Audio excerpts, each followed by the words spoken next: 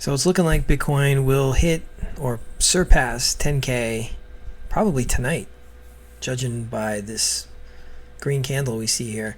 I no sooner said to someone, Bitcoin looks like it's going to hit 10K by Friday, which would be tomorrow night, because usually Bitcoin historically pumps really hard on Friday nights for some reason. I don't know, people get euphoric when the weekend comes.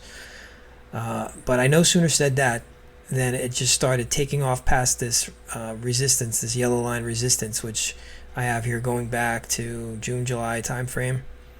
So we are now out of this wedge, and we'll stay out of this wedge going forward. And what's going on here is people are liking Bitcoin.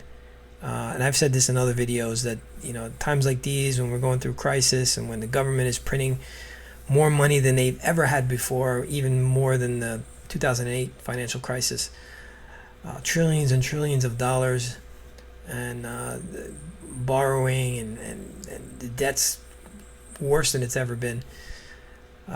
People look at safe haven assets. They look at gold and silver. You see gold and silver start to pump.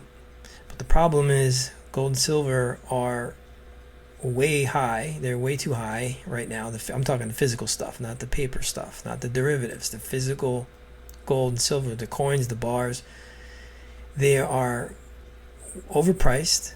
Well, some depends on how you look at it, and they're hard to get. They're very hard to get. So, and they're also, when you want to liquidate them, think about, they're physical. You have to sell them. You can't just sell a fraction. Can't go to the store and shave off a little bit of your gold and say, hey, I want $100. You got to sell the whole bloody thing, right? Bitcoin doesn't have that problem. So it's really the ideal asset. Just people don't have confidence in it since the 2017 bubble.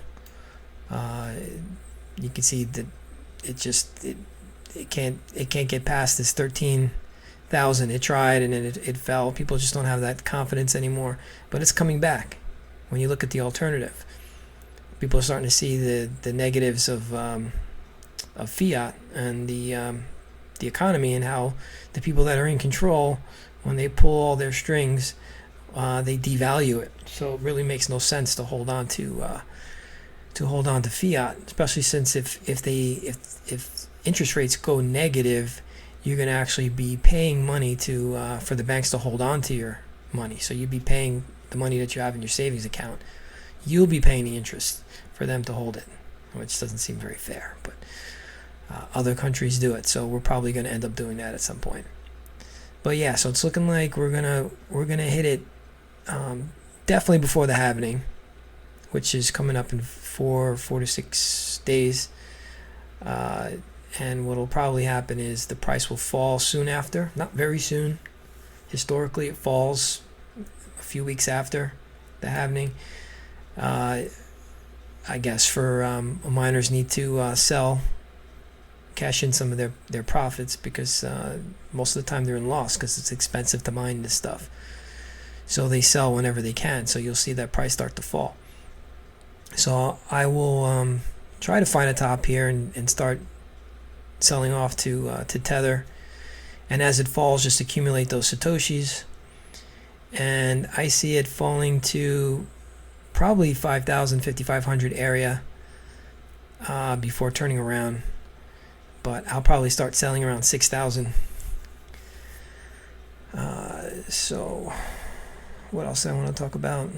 There's really no other, well, Digibyte. Digibyte's the only other crypto right now that's just been on a tear. It's in a bubble here. It's if you're into Elliott Wave, you know that it's at the tail end of its 5 leg. So we go 1, 2. This would be your 3.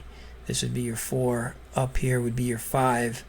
So it's probably going to go 1, 2, 3, somewhere around here, about 180 Satoshis.